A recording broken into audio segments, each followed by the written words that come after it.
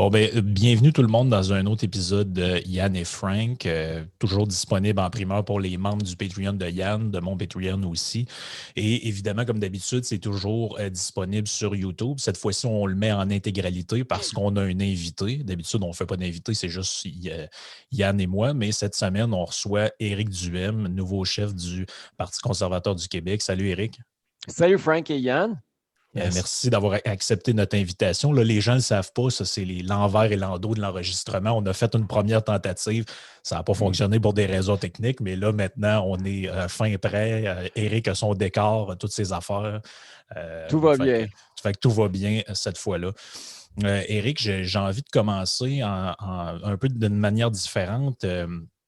J'ai reçu Adrien Pouliot, moi, dans mon podcast, il y a peut-être deux, 3 mois, quand il a annoncé qu'il OK. démissionnait. Et puis, il m'avait dit euh, mon plus gros défi, ça a toujours été de contrer l'idée du vote stratégique. Puis j'ai envie de te faire commencer là-dessus. Est-ce que tu penses que ça va être encore une difficulté pour un parti, disons, qui a toujours été considéré comme un tierce parti, comme le Parti conservateur du Québec, que tu vas. Parce qu'Adrien me disait, je faisais du porte-à-porte, j'allais dans des maisons, puis les gens me disaient, écoutez, M. Pouliot, on est d'accord avec tout ce que vous dites, mais moi, je ne peux pas avoir encore un libéral dans mon comté. Il faut que je vote pour la CAQ, je n'ai pas le choix.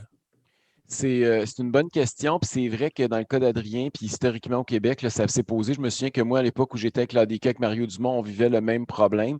Mais j'ai l'impression qu'on ne le vivra pas à la prochaine élection, essentiellement pour deux raisons.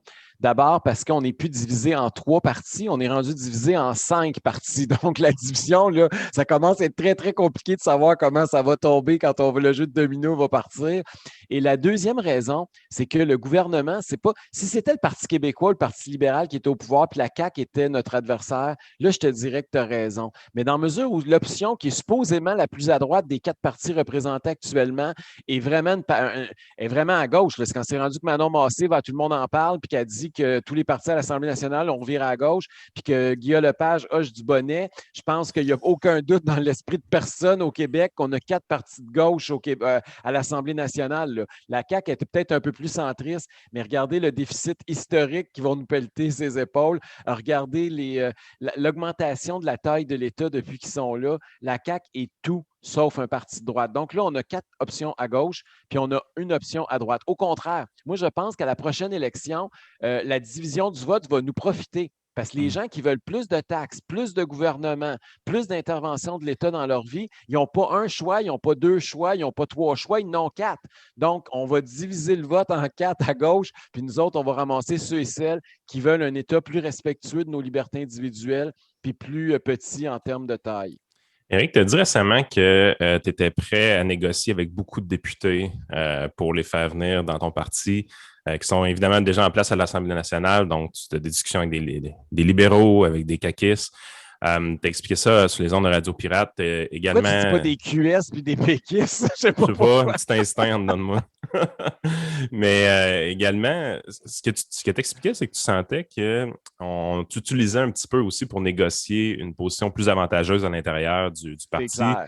On vient menacer un peu le chef Kakis, par exemple, en lui disant écoute, il faut que tu me fasses quelque chose, j'ai besoin d'une limousine, j'ai besoin d'un poste sur un comité parce que sinon je vais traverser avec Éric Duhem. Euh, Ce qui a surpris peut-être certaines personnes quand ils t'ont entendu dire ça, c'est présentement, on va s'entendre, là, les députés d'arrière-ban qui pilent sur leur conviction depuis un an et demi en se disant que ça n'a pas d'allure ce qui se passe, mais on le fait pareil pour la ligne de parti. Est-ce que tu penses que ce serait des atouts dans ton parti politique? Bien, ce serait des atouts pour plusieurs raisons. Puis je comprends les craintes en passant. Là, puis je sais que historiquement, le Parti conservateur du Québec était contre le fait que des gens puissent transférer puis se joindre à nous. Moi, j'ai fait campagne pendant la course à la direction pour dire que j'étais contre ça et que moi, j'allais accueillir à bras ouverts ceux et celles qui pensent comme nous. L'échiquier politique est en train d'être fait. Il y a un nouveau clivage politique au Québec. On le voit de plus en plus. Moi, il y a des gens que je pensais que c'était des alliés idéologiques. Puis je me rends compte que c'est des gens qui ne respectent pas nos droits démocratiques, qui ne respectent pas nos droits individuels, qui sont en train d'approuver puis de pousser pour qu'on aille encore plus loin dans cette dérive sanitaire-là. Je me rends compte que ce pas des gens qui partagent mes idées, mes convictions, mes valeurs.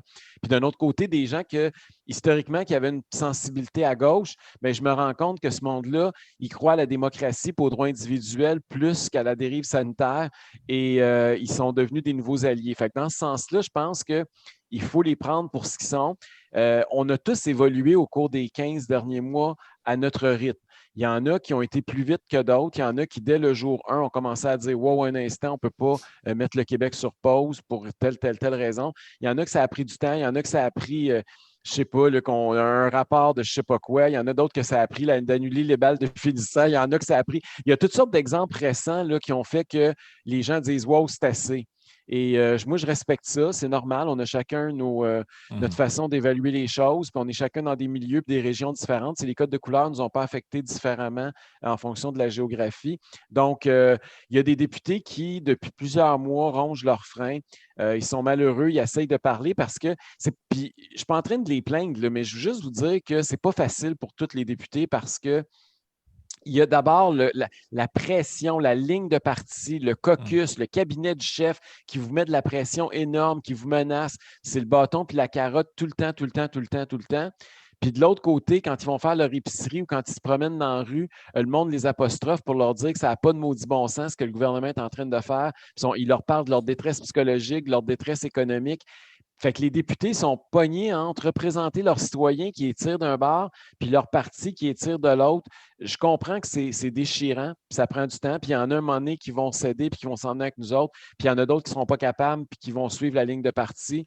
Parce qu'à un moment donné, on s'entend, la CAQ va finir par manquer de nanane, dans le sens, ce qu'on comprenait, c'est qu'on garde certains députés avec des postes importants sur des comités, ça donne certaines primes. Par exemple, les journalistes, on le sait depuis le début, on donne énormément de subventions et également de budget publicitaire pour les avoir de notre côté.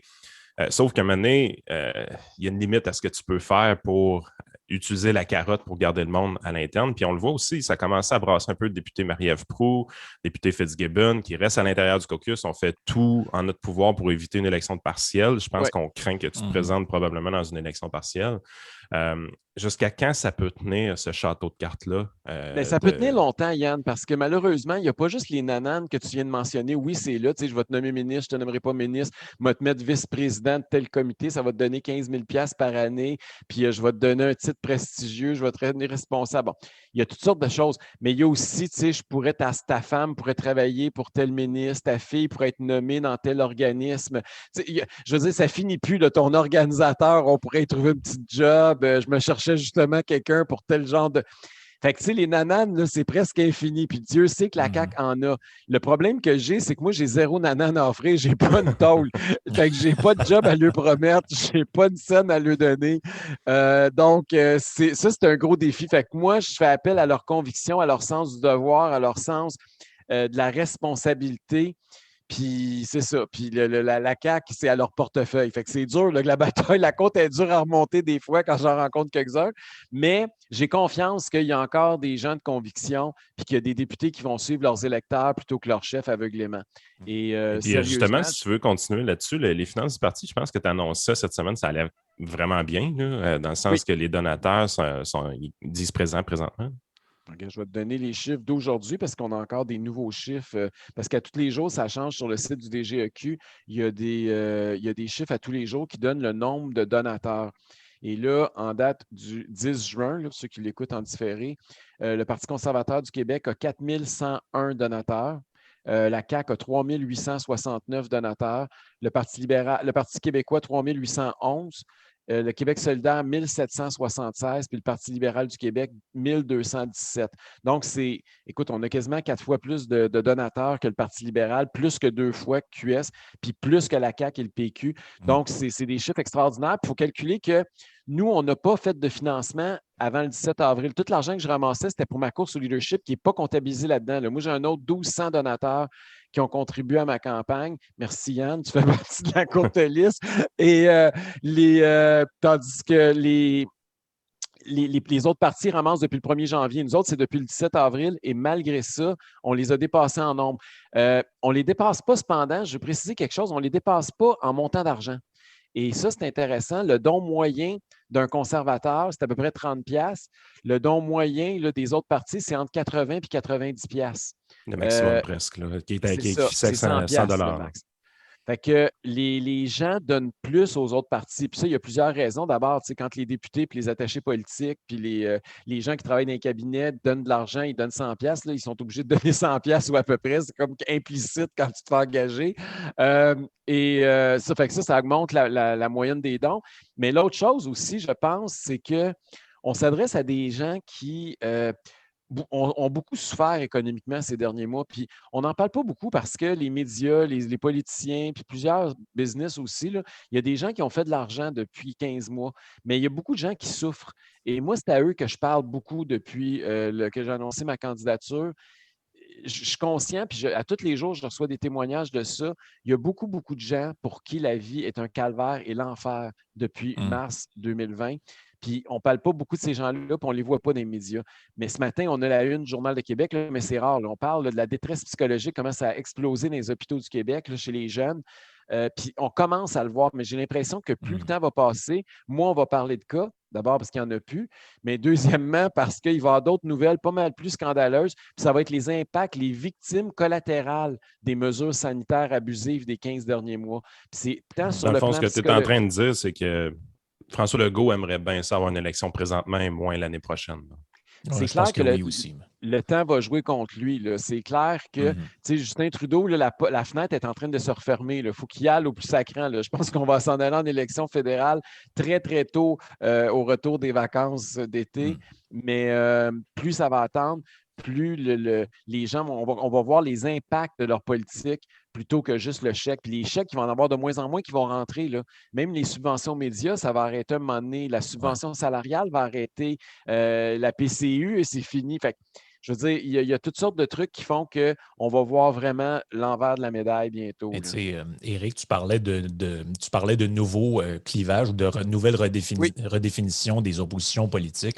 Ça fait un peu penser à quand on était jeune, on jouait au hockey, on mettait les bâtons dans le milieu, puis là, on sépare ça, on refait les équipes.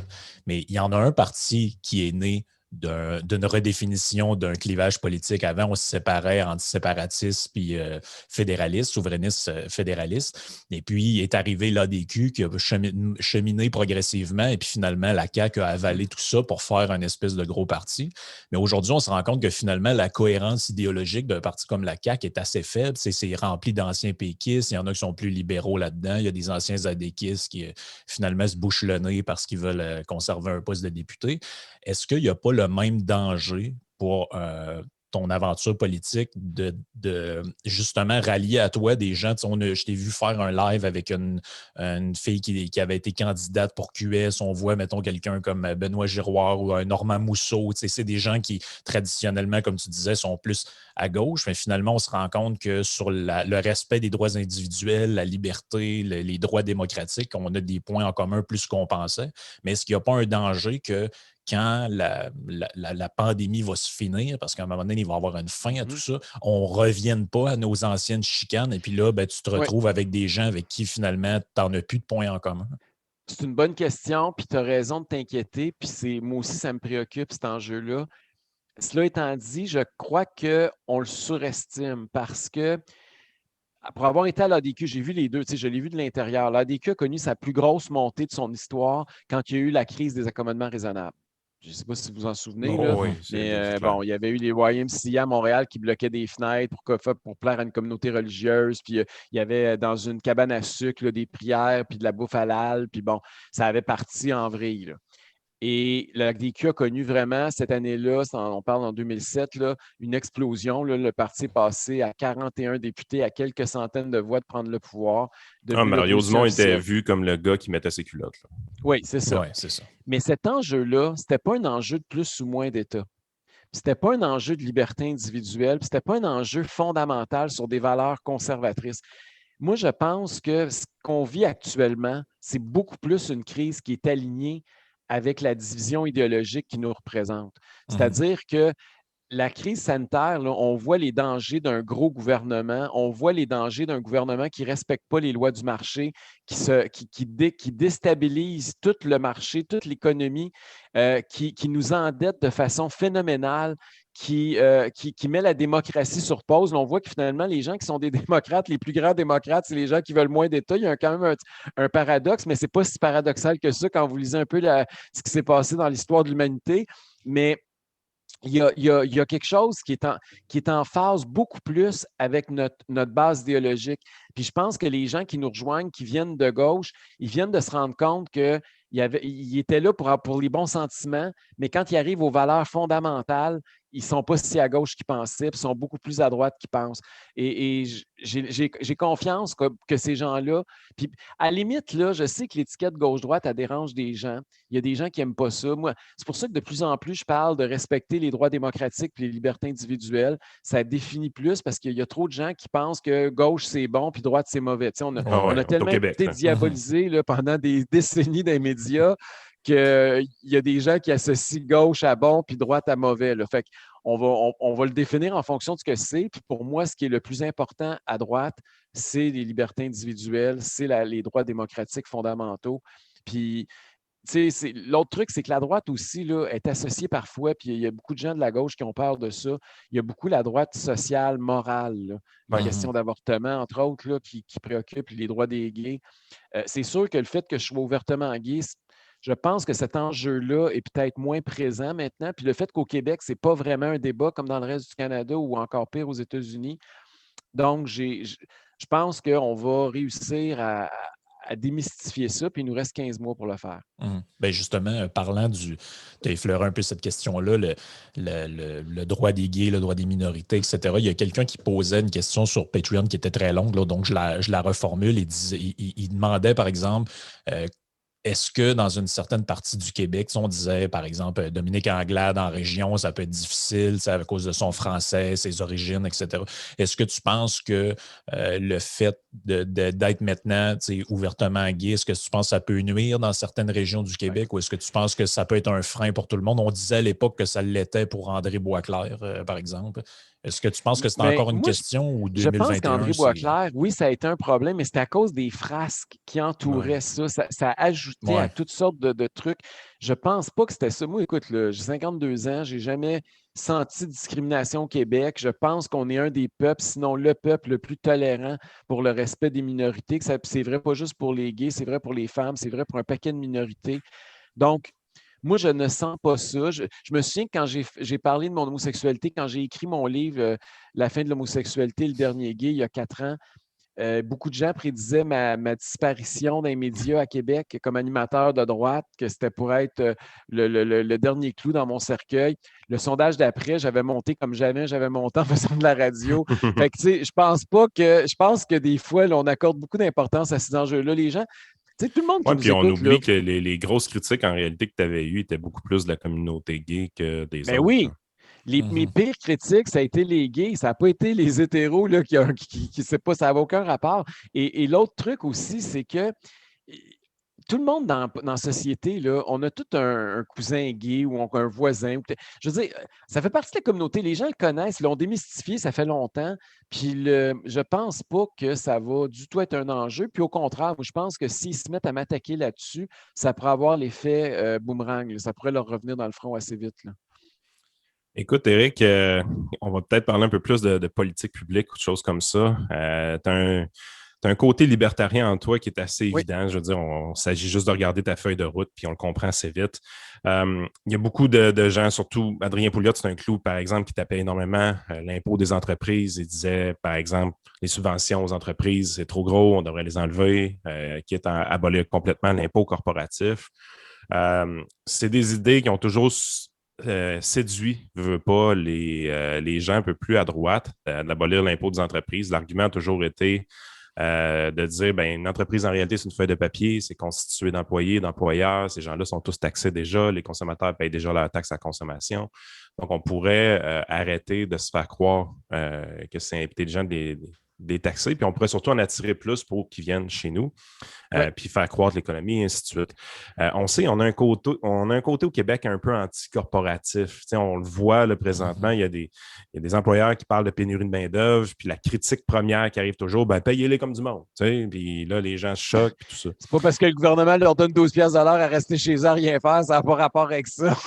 C'est sûr que quelqu'un comme toi, dans la position de chef conservateur, tu pourrais te rendre à une extrême qui est vraiment d'abolir complètement l'impôt corporatif, ou tu pourrais simplement opter pour le statu quo.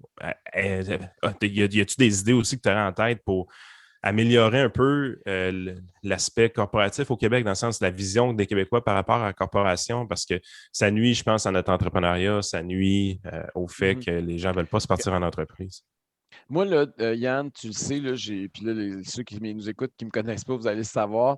Je suis quelqu'un, effectivement, qui croit à la liberté d'entreprendre puis d'innover. Puis ça veut dire que le gouvernement doit cesser de choisir des gagnants puis de pénaliser tous les autres entrepreneurs en les surtaxant. Donc, les subventions d'entreprise, en partant, j'ai un biais idéologique contre, puis j'ai un biais idéologique en faveur des baisses d'impôts pour l'ensemble des entreprises, mais aussi des individus. Donc, ça, c'est ma boussole personnelle. Cela étant dit, je ne suis pas quelqu'un qui est idéologue dans le sens de je ne suis pas dogmatique, puis je ne vais pas imposer quelque chose pour aller jusqu'au boutiste. Là. Je pense qu'en politique, il faut que tu essaies de faire des consensus, il faut que tu fasses avancer. Mon objectif, ce n'est pas de dire c'est 100 ou 0. Mon objectif, c'est de dire qu'il faut aller dans cette direction-là. À quelle vitesse on va y aller? Moi, je veux y aller à la vitesse que le peuple québécois va être prêt à y aller. Il y a des choses qui sont très souhaitables dans la vie. Là. Il y a des choses qui sont réalisables parmi ce qui est souhaitable, parce qu'il y a des choses qui ne sont carrément pas réalisables dans le contexte actuel, puis dans le contexte québécois. Puis après ça, il faut que ça soit vendable. Mon objectif, c'est aussi de faire un consensus puis de m'assurer que la majorité de la population va être d'accord avec. Puis je suis conscient qu'en politique, tu ne peux pas tout changer dans un mandat. Fait qu'il va falloir prioriser aussi puis prendre 4, 5, 6 affaires puis dire voici ce que le Parti conservateur va faire pendant les 4 premières années de son gouvernement. Puis il va falloir cibler les 4, 5 bonnes affaires. Je sais déjà que la santé va être la numéro 1. La première chose qu'on va faire, c'est améliorer l'efficacité du système de santé au Québec. Ce n'est pas normal qu'on envoie 50 milliards par année là-dedans, puis qu'il arrive un virus, somme toute, assez petit là, comparé à ce que ça aurait pu être, là, puis que c'est l'hécatombe dans notre système de santé après quelques semaines, puis qu'on est obligé, nous, comme Québécois, de sauver le système parce que le système n'est pas capable de sauver notre population. Donc, il va falloir en choisir 3-4 autres, puis faire campagne là-dessus avec des thèmes très centrés, parce que historiquement, le parti n'aspirait pas à gouverner, puis n'aspirait pas à avoir un gros succès électoral. Fait qu'on avait beaucoup, beaucoup, beaucoup de mesures. Ça faisait plaisir à beaucoup de petits groupes. Mais moi, je pense que pour la prochaine élection, il va falloir être un petit peu plus discipliné, puis un petit peu plus focalisé sur les 4, 5, 6 enjeux, puis tu en as nommé un, là. Permettre à nos entreprises d'être compétitives. Ce n'est pas juste pour les entrepreneurs qu'on fait ça, c'est pour les travailleurs, c'est pour l'économie du Québec. C'est pour notre système de santé et d'éducation qui va en bénéficier quand on va recommencer à mettre plus d'argent dans les coffres de l'État, donc puis à créer de la vraie prospérité. Donc, c'est sûr que ça va être un des chantiers importants, puis un des 4-5 engagements majeurs du Parti conservateur. Éric, dans sa biographie, René Lévesque disait que quand tu arrives en politique, tu penses que tu peux tout changer, puis finalement, tu t'aperçois que l'État québécois, puis imagine, lui, ça c'était en 76, là, puis en 1980, qu'il a eu à faire face à ça. Il disait, tu t'aperçois que finalement, l'État québécois, c'est un gros, il dit, je pense son expression, c'est un gros paquebot qui bouge très lentement. Tu as parlé des réalisations puis des objectifs. C'était une question aussi de quelqu'un sur Patreon qui demandait à quoi on peut s'attendre de réaliste dans un premier mandat, par exemple, d'un gouvernement qui serait dirigé par toi. Parce que, on a vu la CAQ qui ont fait toutes sortes de promesses. Ah oui, nous autres, moi, je démissionne s'il n'y a pas je nommerai pas la personne, on sait de qui je parle. Moi, je démissionne s'il n'y a pas une pelle pour creuser à l'époque, c'était un pont, le troisième lien avant la fin du mandat. Tout le monde disait c'est impossible, c'est impossible. Tu ne parles pas d'Éric Kerr, là, hein? Oui, non, c'est ça, on ne parle pas d'Éric Kerr. Puis finalement, ils nous ont déposé un plan, puis finalement, moi, je veux dire, je vais avoir beaucoup plus de cheveux blancs que j'en ai actuellement quand il va y avoir un tunnel. Là. Donc, comment on fait pour arriver avec un scénario réaliste, considérant le degré d'inertie, dans le fond, de l'appareil d'État, de la machine gouvernementale? tu as raison qu'il faut falloir c'est pour ça qu'il va falloir qu'on soit très discipliné dans cibler les 3-4 affaires parce qu'on ne pourra pas tout changer. Ça, c'est fondamental. Puis pour moi, je commence à être un peu plus vieux. Là. Je fais de la politique depuis très jeune, là, depuis l'âge de 16 ans. Mais j'étais plus idéaliste puis plus pressé il y a quelques années. Aujourd'hui, je suis peut-être un peu plus pragmatique, mais je suis conscient de ça. Puis il va falloir qu'on fasse adopter ça par nos membres aussi. On va avoir un congrès au mois de novembre où on va justement prioriser nos engagements.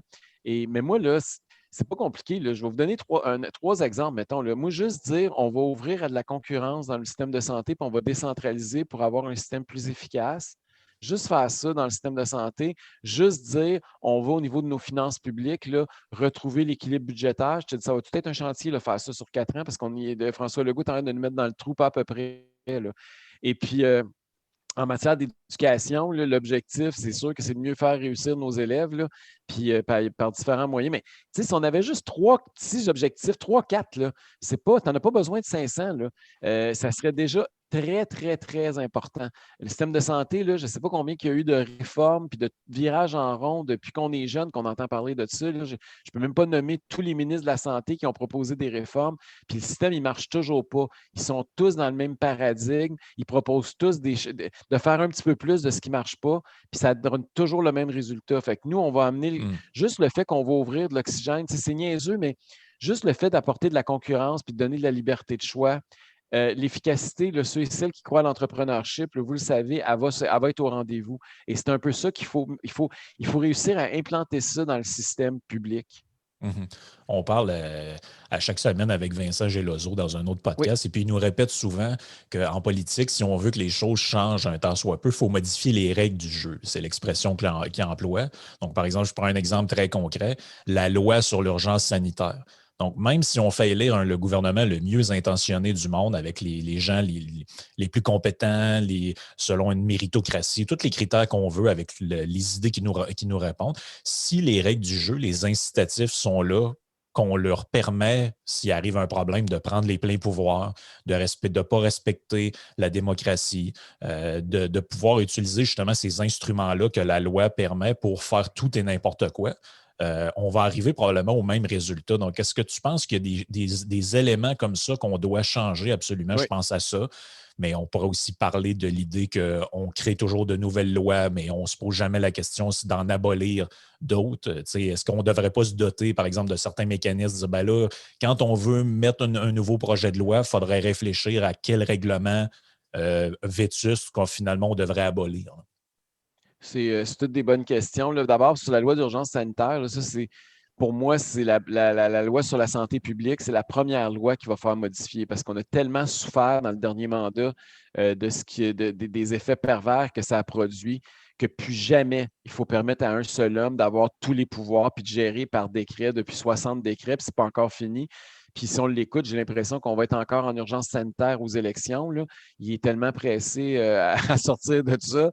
Donc, ça, je pense que c'est un exemple concret qu'il faut enlever cet outil-là. D'autant plus que vous savez que la loi sur la santé publique n'a pas été pensée pour que quelqu'un agisse de la façon dont François Legault agit présentement. Il fait une interprétation très tordue de l'actuelle loi, parce que l'actuelle loi dit qu'il peut effectivement renouveler ça par décret, donc à chaque conseil des ministres en moins de 2 semaines. Non, il le fait toutes les semaines, là. Puis que sinon, si c'est un délai de plus de 30 jours, mais là, il faut qu'il passe devant l'Assemblée nationale. Mais lui, il dit, je n'ai pas de délai de 30 jours parce qu'à toutes les semaines, je le passe au Conseil des ministres. Mais moi, je n'interprète pas la loi comme ça. Moi, je l'interprète que 30 jours, quand ça fait plus que 4 décrets que tu adoptes, il faut que tu retournes à l'Assemblée nationale. Donc, c'est un exemple de comment, c'est pas juste les lois aussi, des fois, c'est l'interprétation qu'ils en font, ils font ce qu'ils veulent. C'est un peu ça le problème. C'est l'espèce de chèque en blanc qu'on donne trop souvent à nos élus. Puis il faut protéger le citoyen puis le peuple contre ça. Puis il faut leur donner des pouvoirs, des contre-pouvoirs pour s'assurer que ça ne se reproduise plus. Puis, normalement, ça aurait été le système de justice qui aurait dû nous protéger un peu dans cette crise-là. Puis tu me corriges si je me trompe, mais si on a une déception comme Québécois, je pense que c'est notre système de justice dans cette crise-là. On a l'impression les gens n'avaient pas de recours, très difficile de faire changer les choses. Il n'y a pas juste le système de justice. Moi, je suis un peu déçu dans bien d'autres choses. Là. Je pensais que tu étais déçu d'avoir voté pour la CAQ, là, mais non, mais Sérieusement, la justice, il y a eu quelques petites affaires. On se rappelle des itinérants qui ont gagné là, quand ils ont fait le couvre-feu. Les itinérants ont eu le droit de coucher dehors. On se rappelle que la communauté juive hassidique a Oui. gagné devant les tribunaux aussi pour Mhm. pouvoir faire ses rassemblements religieux. Puis tu oublies l'autre accommodement, puis l'autre. Puis ça, c'est pas la justice, mais c'est quasiment religieux. Puis c'est le Canadien de Montréal qui nous a fait déconfiner une fois pour toutes. La Sainte Flanelle et le Dieu Tout-Puissant se sont réunis. Fait que non, mais il y a quand même eu des petites percées, mais tu as raison. Puis on ne les a pas très contestées non plus, là, parce que, tu sais, je pense par exemple aux contraventions, là. Moi, je suis convaincu que, je ne sais pas, mais je ne suis pas sûr que ça va tenir devant les tribunaux, cette affaire-là, là. Pas plus que les hôtels-prisons de 3 jours dans lesquels on a envoyé les touristes qui rentraient au pays.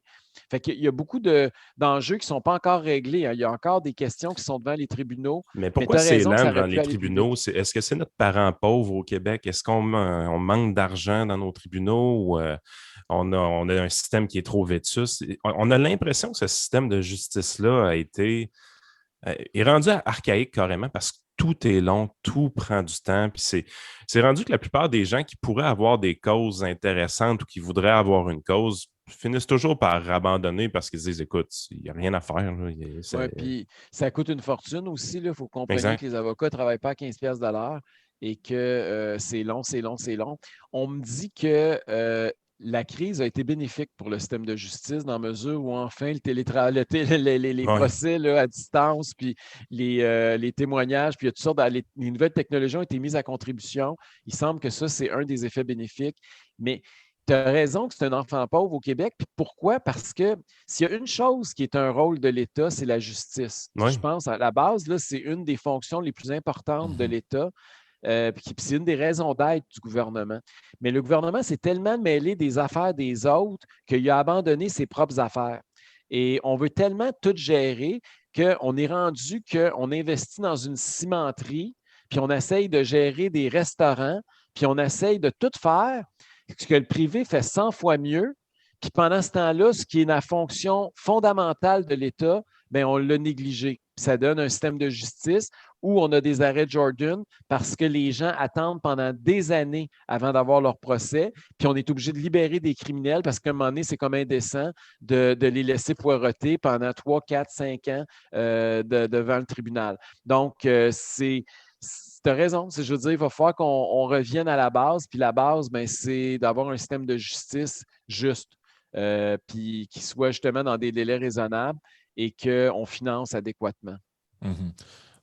On poursuit un peu avec quelques questions, Éric, des gens sur Patreon. On est content, ça a participé quand on a dit que tu allais être invité. Il y a beaucoup de gens qui avaient des questions.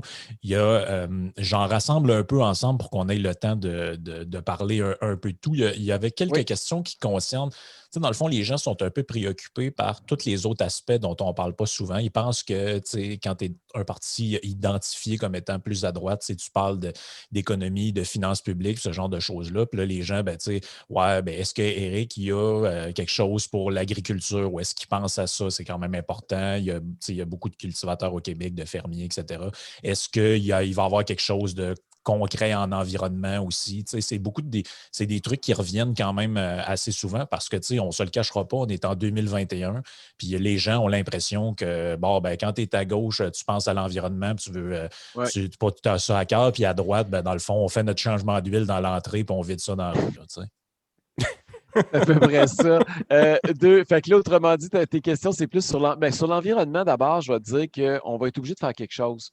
Et là, ça va peut-être surprendre et choquer certaines personnes, mais moi, j'ai toujours été quelqu'un qui est en faveur du développement et de l'exploitation de nos ressources naturelles. Puis ça ne changera pas parce que moi, j'ai toujours considéré que c'était très environnemental exploiter nos propres ressources plutôt que de les faire venir de l'autre bout du monde. Donc, ça, il n'y a pas un écolo qui a jamais réussi à me convaincre, puis noir sur blanc, puis de me prouver qu'au-delà des émotions, là, faire venir de l'essence, du pétrole de l'autre bout du monde là, par bateau, c'est plus environnemental que si on le creuse en dessous de nos pieds puis Oui, qu'on puis l'exploite. Un moment donné, il va falloir qu'on le dise aussi, là, le pétrole, là, même si vous avez juste des chars électriques, il va en avoir encore parce que vous avez Ouais. besoin de plastique. Vous l'avez vu dans la crise sanitaire, comment le plastique est important. Là. Je veux dire, un moment Les roues donné, de là, vos vélos, là, il va falloir qu'il y ait du pétrole, là, mais puis ouais, vos manteaux exactement. d'hiver, puis ça finira plus, là, vos cellulaires. Ça fait que l'affaire ça, là, je pense qu'il va falloir mettre ça très clair. Ça, c'est beaucoup. Il y a beaucoup de belles émotions, mais pas Mhm. beaucoup de rationnel dans le discours des écologistes à ce niveau-là. Cela étant dit, vous savez, la crise sanitaire, elle a affecté plus les jeunes, puis on s'est ramassé beaucoup avec un membership, avec des militants plus jeunes. OK? Moi, j'ai fait de la politique longtemps, là, puis même à l'ADQ, on disait que c'était un parti jeune, mais je pense que le Parti conservateur du Québec, présentement, l'est tout autant, sinon plus. Et je me rends compte que je suis vieux quand je leur parle d'environnement. Je suis conscient qu'ils ont un autre discours, ils ont une autre approche. Là, les gens très à droite puis plus vieux vont dire c'est parce qu'ils sont fait brainwasher par leur prof. Là. Mais il y a quelque chose qui fait qu'ils ont une préoccupation plus importante pour l'environnement. Puis moi, je ne suis pas contre l'environnement. Tu sais, moi, quand je vais à mon chalet, je ne veux pas que mon chalet, l'eau soit polluée. Je veux qu'il soit beau, mon chalet. Puis je veux pouvoir me baigner dans le lac, puis ça ajoute de la valeur, puis ça ajoute à ma qualité de vie. Puis je veux que la forêt en arrière, je n'ai pas envie qu'il y ait des coupes à blanc. Je veux que quand je vais me promener dans le bois, c'est le fun. Puis je veux que les animaux vivent Ben, là. Puis bon, la réalité aussi d'être conservateur, c'est que le conservatisme c'est ça. naturel, Mhm. c'est quelque chose qui, à la base, faire attention à ce qu'on possède, faire attention à ce qu'on a. Les droits de propriété aident souvent aussi la cause environnementale. Tu me vois Puis venir, là. oui, les entreprises ont une responsabilité, c'est clair. Puis oui, ça prend peut-être un peu de coercition du gouvernement, mais écoute, pour avoir une tonne d'entrepreneurs que je connais bien, il n'y a personne qui veut détruire la planète. Là. OK? Non. Ça n'existe pas. Là. Il y avait une inconscience, une insouciance dans le temps. Ça n'existe plus, cette inconscience-là, cette insouciance-là. On veut faire mieux. C'est sûr qu'on ne veut pas non plus que notre produit coûte 3 fois plus cher. Non, non. Donc, il y a un juste milieu à avoir. Mais je pense que c'est pas vrai que les conservateurs vont avoir un discours anti-environnemental. Je veux dire, c'est une étiquette qu'on s'est fait coller dans le front il y a longtemps. C'est juste que, dans ma perspective, c'est qu'on a plus tendance à utiliser les outils de marché pour arriver à nos fins que la grosse coercition. C'est ça. Ouais, Puis l'autre affaire, là, moi, là, je m'excuse, mais quand on dit on va passer des lois, puis on va empêcher les entreprises de polluer de telle façon, ce qu'on fait, c'est pas qu'on empêche la pollution, c'est qu'on délocalise les entreprises. On Oui. déménage. Puis pensez pas que les normes environnementales en Inde et en Chine sont meilleures qu'au Québec, là.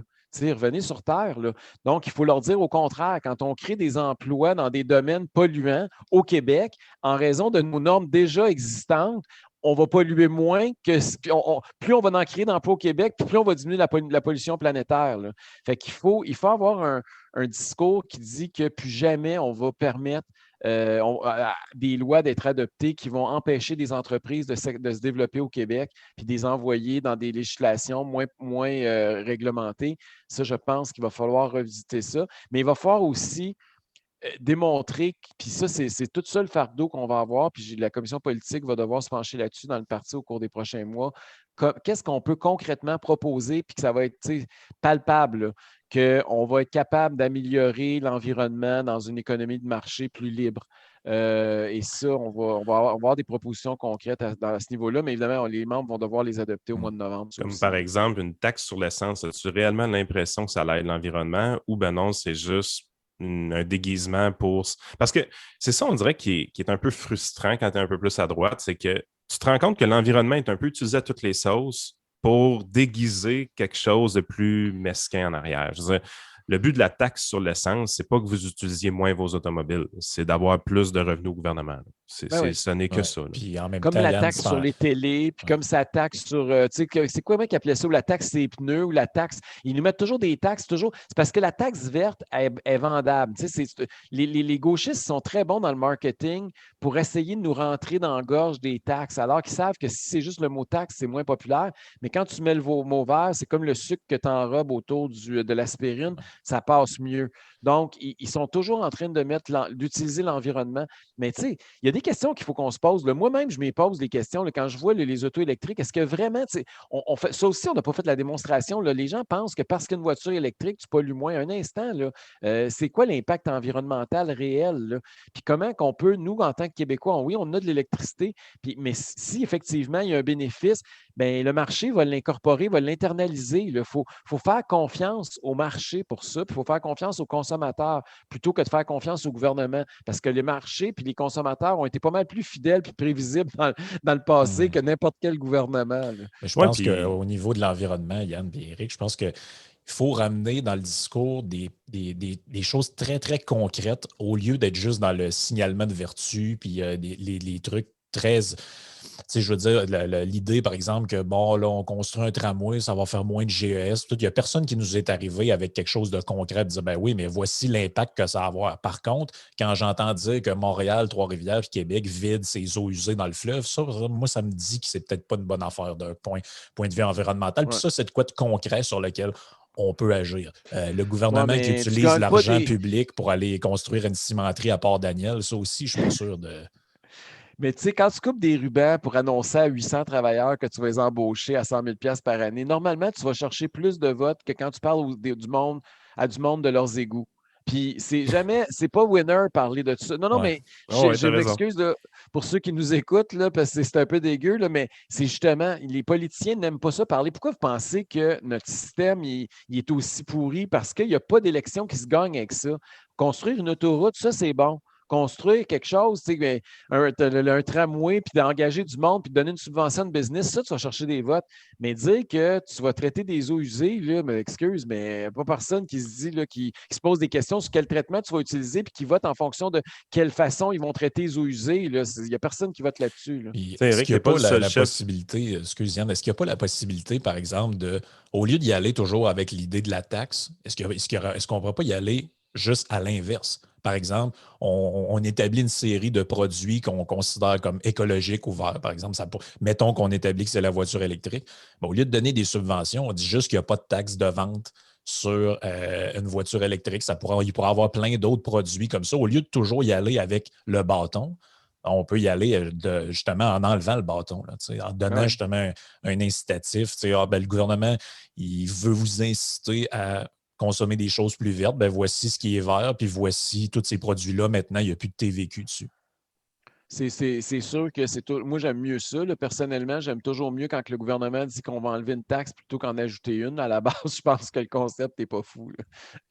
Là. Éric, tu n'es pas le seul chef de parti politique qui aura à débattre d'agriculture. On sait, par exemple, Maxime Bernier au fédéral a essayé Hum? de gagner la chefferie conservateur avec ses attaques envers la gestion de l'offre. Finalement, il s'est complètement antagonisé l'UPA, qui ont juste été à prendre des cartes de membres pour faire élire Andrew Scheer à Oui. l'époque.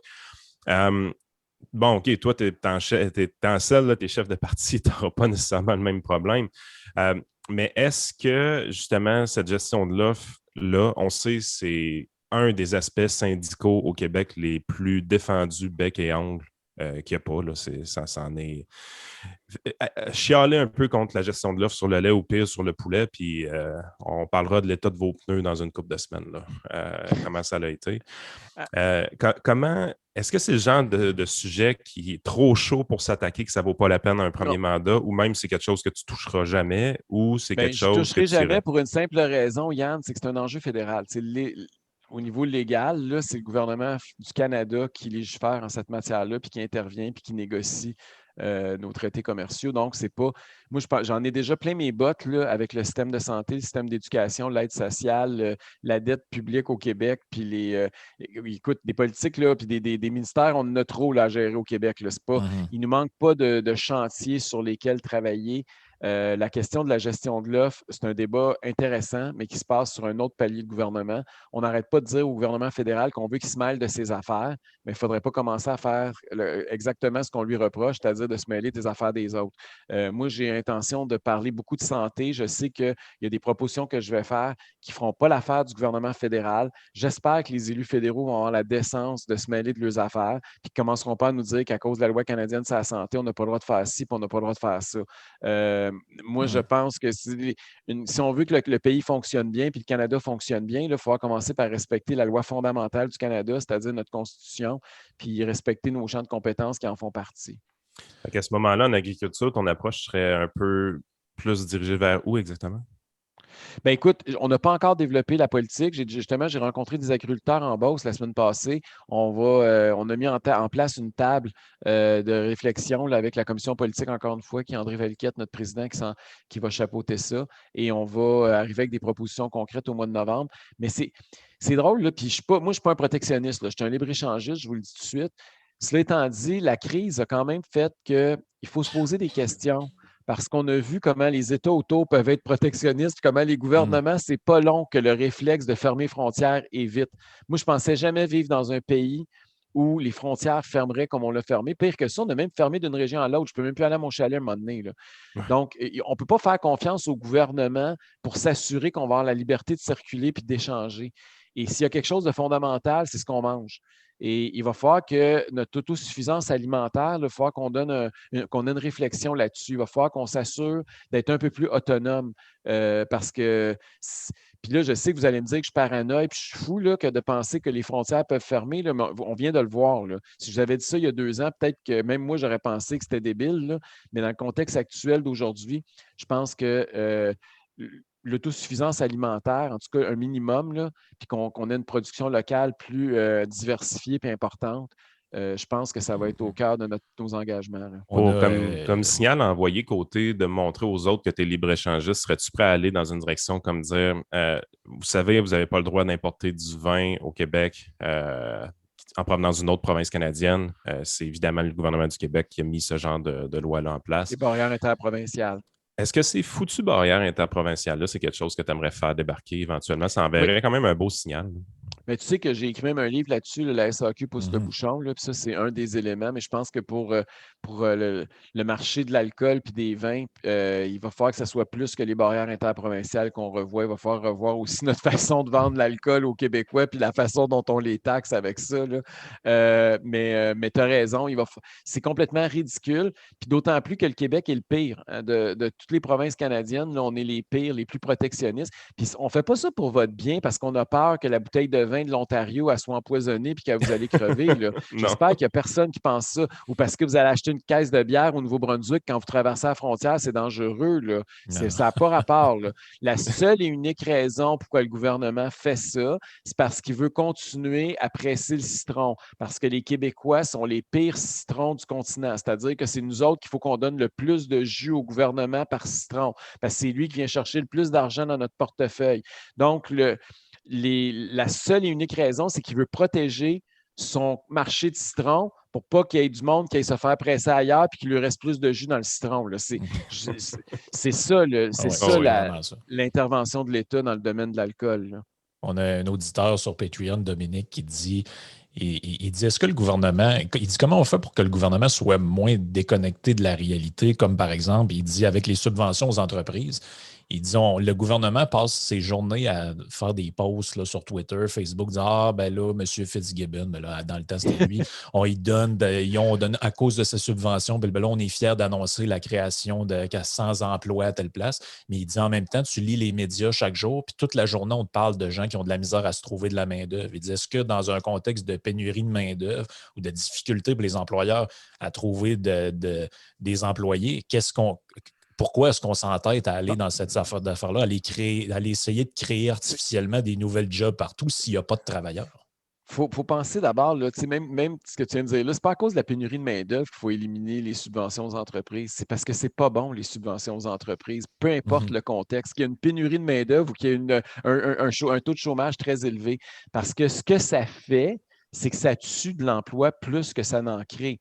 C'est sûr que M. Fitzgibbon, quand il coupe des rubans et qu'il donne des chèques à ses amis, lui, il annonce des créations d'emplois. Mais ce qu'il ne nous dit pas, c'est où il est allé chercher ces millions-là, puis ces centaines de millions-là, puis combien de PME ou d'entreprises il a tué, puis qu'il a condamné au chômage ou à la faillite. Ça, il n'en parle pas. C'est toujours comme Bastia disait, c'est ce qu'on voit par rapport à ce qu'on ne voit pas. Là. Et Et M. Fitzgibbon, malheureusement, il n'est pas disparu. Je veux juste j'aurais aimé ça, moi aussi, qu'il démissionne et qu'on ne le revoit plus.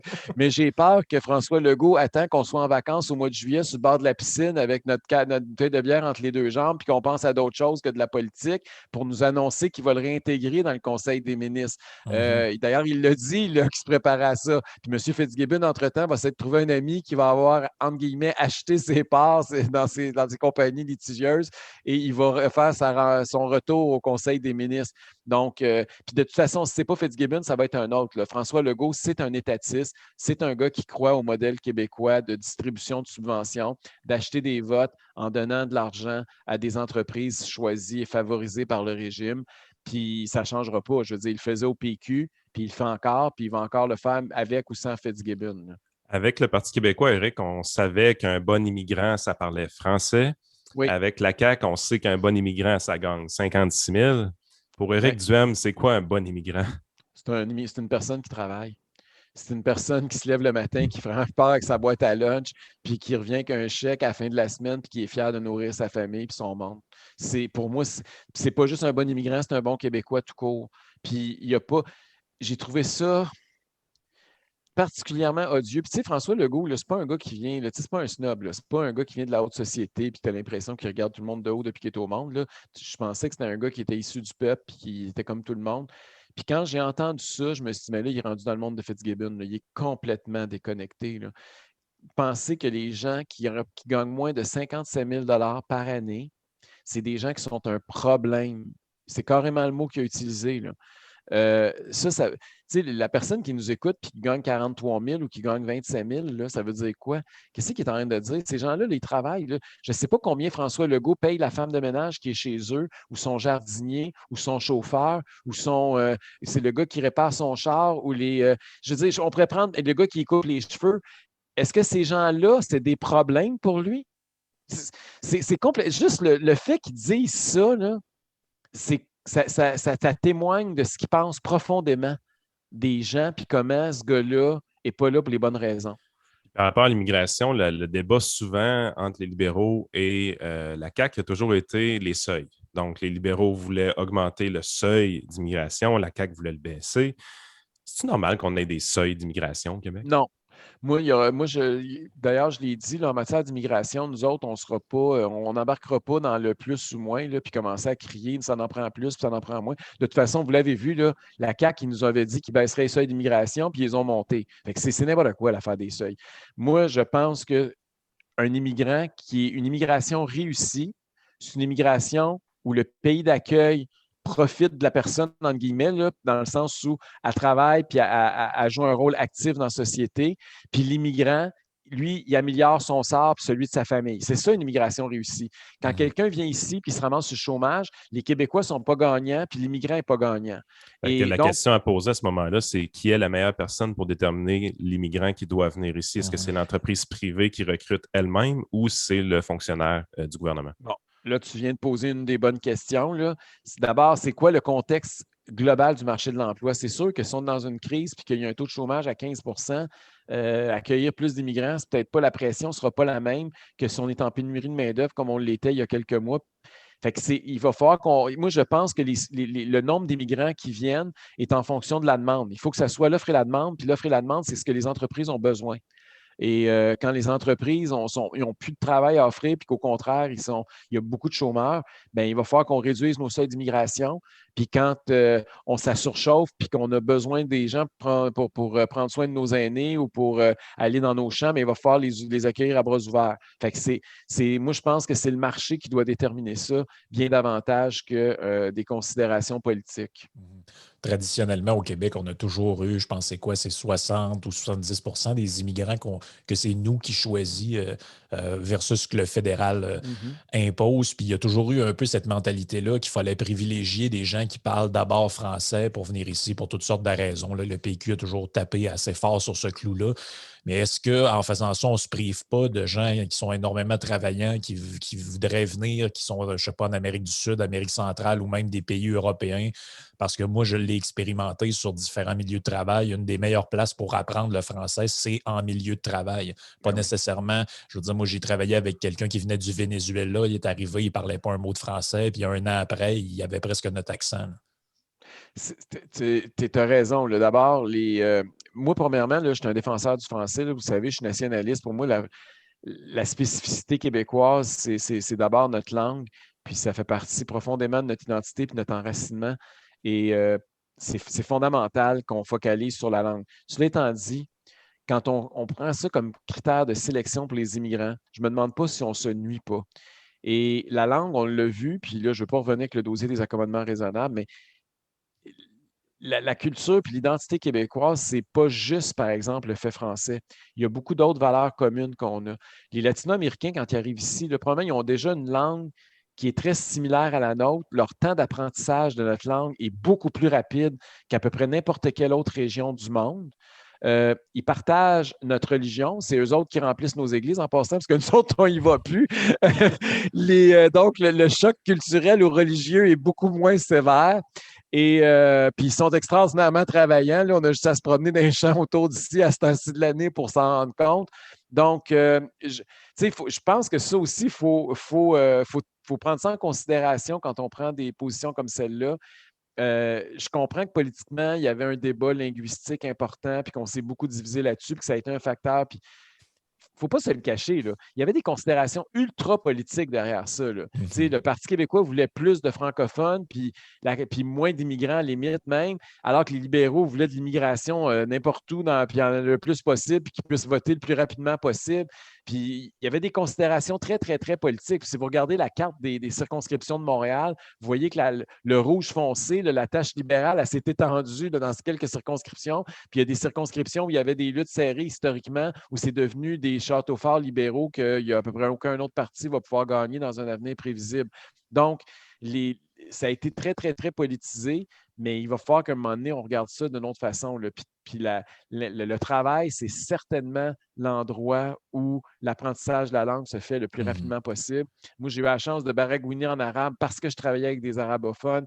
J'ai appris bien plus que ces bancs d'école. Oui, ça peut, pour la base, des bancs d'école peuvent servir. Mais la meilleure façon, ce n'est pas juste la langue, c'est l'intégration à la société québécoise. On voit juste la langue, là, mais être québécois, ce n'est pas juste parler français. Là. On a des valeurs communes. Quand tu es dans une entreprise, veux pas, tu as un objectif commun, tu as un résultat à atteindre en équipe. Puis ça fait partie aussi de l'intégration à la société d'accueil. Oui, puis des fois, les Québécois, on a tendance à oublier, j'ai l'impression que c'est un privilège vivre au Québec, vivre au Canada, dans le sens que oui, on a un style de vie qui est très confortable. Puis on est rendu au point où est-ce qu'effectivement, on lève le nez sur certains jobs. Par contre, pour un immigrant d'Amérique du Sud, par exemple, venir s'installer ici, c'est une augmentation de son niveau de vie qui est tout simplement impressionnante. Tant mieux s'ils restent ici à l'année, mais même quand ils retournent dans leur pays, s'ils viennent juste quelques mois puis ils retournent, c'est des augmentations de niveau de vie qui sont impressionnantes pour leur famille. À un moment donné, j'ai l'impression qu'il faut un peu arrêter d'être égoïste puis d'être protectionniste de ce côté-là, puis d'arrêter tout simplement de tout vouloir garder pour nous. Je pense qu'on a un beau territoire à partager. On a besoin de gens pour nous aider, justement, parce que notre société a changé au fil du temps. Les gens, maintenant, veulent se diriger de plus en plus vers l'économie du savoir. Le système d'éducation qu'on a mis en place envoie les gens vers l'économie du savoir, mais on oublie qu'on a encore besoin de travaux manuels. Ouais. Mais Yann, n'oublie pas l'aspect chômage. Là. Puis, c'est pour ça que moi, je pense que c'est bien important que les seuils soient en conséquence. Puis, en fait, moi, je ne sais même pas pourquoi on met un seuil. Là. On devrait juste dire on va prendre le nombre d'immigrants que notre marché de l'emploi est capable d'intégrer. Parce que, tu sais, quand on parle de racisme ou d'intolérance ou tout ça, là, souvent, qu'est-ce qui nourrit ça? Les gens s'imaginent qu'il y a des immigrants qui viennent ici pour profiter de nos programmes sociaux. C'est beaucoup l'intervention de l'État qui cause les frictions entre les communautés. parce que ces gens-là viennent ici, puis là, ils disent, gars, il vient d'arriver, il n'a jamais payé une scène d'impôt. Moi, ça fait 10 générations qu'on est ici, on a bâti le pays. Eux autres, ils arrivent, puis là, ils se mettent sur le BS, puis là, ils profitent du système, puis ils exploitent le système, puis ils ont un système de santé gratis, puis là, ils mettent des enfants au monde, puis ils envoient dans les garderies subventionnées. Puis... Fait que c'est tous des T'es programmes drette dessus, gouvernementaux. là. Non, non, mais c'est ça. Le problème de l'intolérance, il vient beaucoup de l'intervention de l'État. Puis il va falloir, tu sais, il faut mettre ça en perspective, puis il faut dire, regarde, si la personne qui vient ici contribue, moi, je suis convaincu que ça va ouvrir les horizons, ça va promouvoir la tolérance, alors que si on en accueille trop, puis notre marché de l'emploi n'est pas capable de les intégrer, on va alimenter le racisme, la division, puis l'intolérance. Dans le fond, ce que tu dis, c'est que la méthode libérale d'en accueillir à tout rompre pour augmenter les votes dans le futur, c'est une mauvaise méthode. La méthode Ouais. péquiste d'en avoir le moins possible pour conserver le vote francophone, c'est une mauvaise méthode. Sauf que si on remet les clés de l'immigration un peu plus aux employeurs, on leur facilite la vie pour aller recruter eux-mêmes, ben naturellement, l'employeur va recruter selon ses besoins. Donc, ça va Ben oui. simplifier un peu tout ça, là.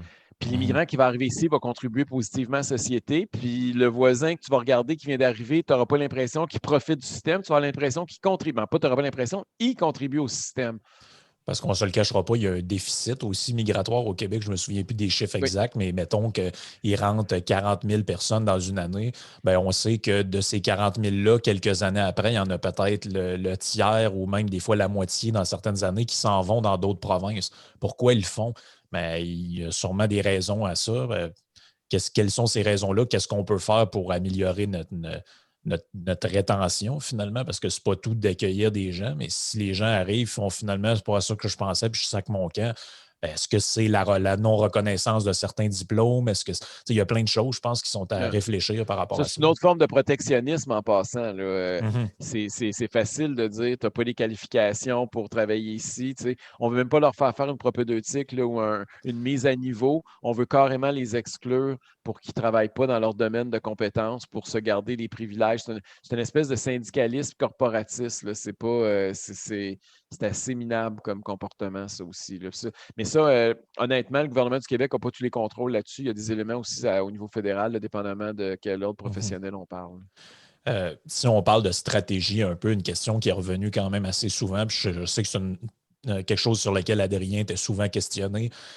Est-ce que c'est mieux d'essayer de faire élire des gens puis de mettre toute son énergie dans certains comtés qui sont ciblés ou d'y aller avec une stratégie plus globale de présenter 125 candidats, même dans des comtés où tu parlais tout à l'heure des châteaux forts libérales. Dans le temps, on aurait dit château fort péquiste. Aujourd'hui, il n'y en a plus. À part peut-être le comté de Pascal Bérubé en Gaspésie. Mais est-ce que c'est quoi ta vision par rapport à cet enjeu-là? Bien, c'est un beau dilemme parce que là, quand tu es rendu là, c'est parce que tu es rendu dans la zone payante. Puis là, je regarde les sondages actuellement. On est en croissance. On n'est pas encore entré dans la zone payante. OK? On approche la zone payante. La zone payante, pour moi, c'est la zone où on peut commencer à penser à faire élire des députés. Dans la région de Québec, on est déjà deuxième. Ça, c'est exceptionnel. Là. On a dépassé 3 des 4 partis représentés à l'Assemblée nationale après 1 mois et demi. Je ne me souviens pas d'avoir vu ça souvent en politique québécoise, un parti politique qui monte de façon aussi importante et aussi vite. Là. Et fait que, historiquement, la réponse à ta question est en 2 volets parce que historiquement, il aurait fallu dire il faut concentrer tous nos œufs dans le même panier puis essayer de gagner 1, 2, 3 députés puis aller un à la fois. Un peu comme Québec solidaire a fait ça. Hein. Rappelez-vous, Amir Kadir a gagné en premier. Après ça, ça a été Françoise David. Puis après ça, ils se sont multipliés. Puis là, ils sont rendus, ils en ont même à Québec. Là. Donc, ça, c'est une stratégie. Mais depuis ce temps-là, les règles de financement des partis ont changé parce que l'argent, c'est aussi le nerf de la guerre. Puis la façon dont les partis politiques sont financés maintenant, c'est que les partis reçoivent énormément d'argent par vote que vous leur donnez. C'est à peu près quoi? 2 piastres pour un petit peu plus que 2 piastres par année, plus ça double l'année électorale. Fait qu'au total, ça doit faire pas loin de 15 piastres. Quand vous allez voter pour un parti, là, le parti politique, il fait 15 piastres dans ses coffres pendant le mandat. Et donc, des milliers de votes qui sont dans des circonscriptions où, de toute façon, tu perds, sont importants parce que c'est ça qui va financer le parti à moyen et à long terme, qui va te permettre d'embaucher du monde, qui va te permettre de faire croître le parti encore davantage.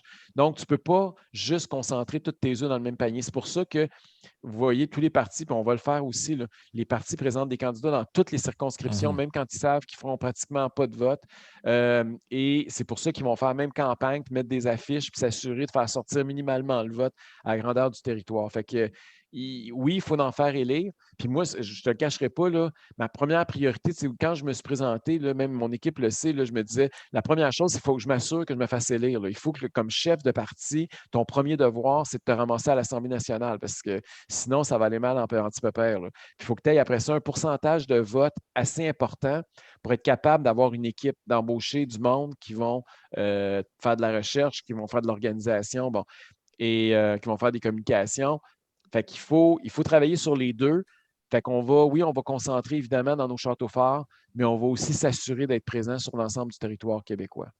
Oui, je pense que comme tu dis, avec les règles de financement public, ça change un peu la Oui, ça change la stratégie. donne. Ouais, je pense que c'est vrai qu'on va te libérer à partir de ce moment-ci. On a fait quand même un tour d'une tonne de questions. Ça fait plus qu'une heure qu'on te parle. Tu as été super généreux. Fait que, sérieusement, ça me fait plaisir. Je te dire Merci pour les ça. gars. Puis là, ben, regarde, on parle de financement des partis politiques. Je peux-tu plugger? Là? Vous pouvez aller sur le site du DGEQ. Puis là, vous pouvez contribuer si vous voulez.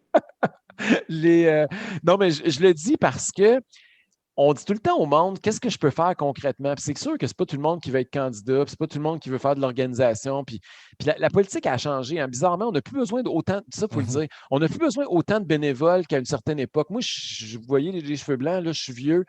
Quand on faisait des élections il y a 20-30 ans, ça prenait des centaines de téléphonistes. Je vous viens pas, là, on louait des locaux, puis il y avait on mettait des tables, puis là, le gars de Bell venait, puis il mettait des fils partout, puis là, il y avait des téléphones à roulettes, puis là, les petites madames s'installaient avec des listes, puis avec le crayon à mine, puis ça téléphonait du matin au soir. On en avait, là, c'était plein, des salles remplies, là. Au lieu d'aller jouer au bingo, ce mois-là, ils se mettaient tous à faire des téléphones pour appeler le monde, puis les pointer, puis leur demander pour qui allait voter, puis les faire sortir pour aller voter. Aujourd'hui, grâce à une nouvelle technologie, là, comme dans tout type d'entreprise, on est capable de réduire notre main-d'œuvre puis d'avoir un produit de meilleure qualité. Donc, on est capable, avec des outils, de communiquer avec beaucoup plus de monde, beaucoup plus rapidement, puis on le fait. Donc, le bénévolat, entre guillemets, il est moins important. Mais les technologies ont un bon côté, mais le mauvais côté, c'est que ça coûte cher. Puis, fait qu'il faut financer ça, il faut avoir une infrastructure, il faut qu'on fasse les campagnes pour rejoindre les gens, ces réseaux sociaux, pour avoir des courriels, pour avoir des numéros de cellulaire. Donc, on a toute une infrastructure qu'il faut développer. Puis une façon concrète d'aider, c'est de mettre la main dans sa poche. Puis quand on fait une contribution à un parti politique, le gouvernement nous donne le même montant. Ça veut dire, mettons, vous donnez 10$, le gouvernement nous donne 10$. Nous autres, présentement, on prend ça, on met ça en réserve. Et quand arrive l'élection, on le dépense. Mais le gouvernement, quand tu le dépenses, il te rembourse la moitié de tes dépenses. Fait que là, votre de 20$ devient 40$. Ça veut dire que si vous mettez 10$ aujourd'hui dans le Parti conservateur du Québec, en élection, on va dépenser 40$ pour faire élire un député conservateur chez vous. C'est bon, hein? Mes mathématiques, je ne suis pas pire. Ouais, c'est pas pire. Il n'y a pas juste toi. Mais ça coûte cher, Éric, mais tout ça, en plus, ça fait que ça modernise un peu l'image du parti. C'est peut-être une note en se laissant. Je sais que vous avez refait votre logo. Toi, tu es très présent. Je vais le faire apparaître à l'écran pour les gens qui ne l'ont pas vu.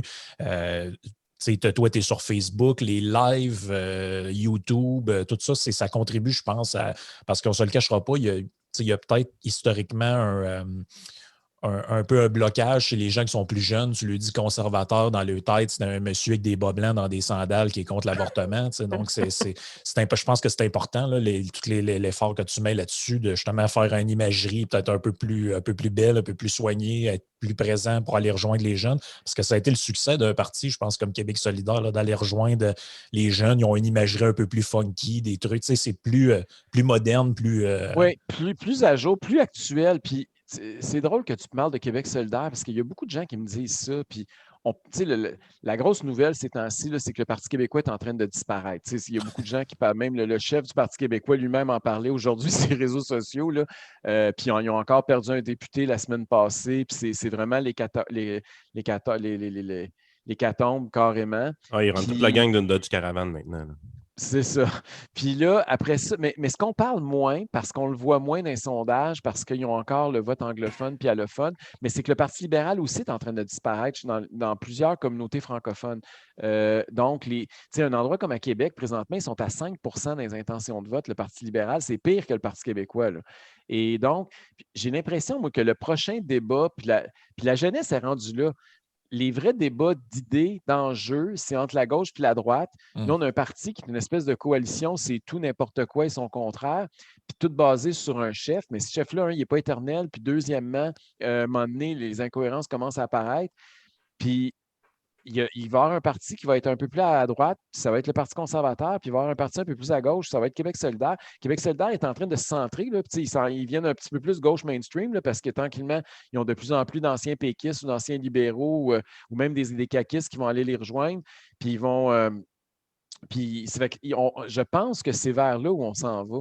Puis c'est peut-être pas un hasard qu'on ait les deux partis qui sont les plus présents sur les réseaux sociaux, puis qui utilisent le plus les nouvelles technologies, parce qu'on est peut-être les deux partis en émergence dans la nouvelle génération.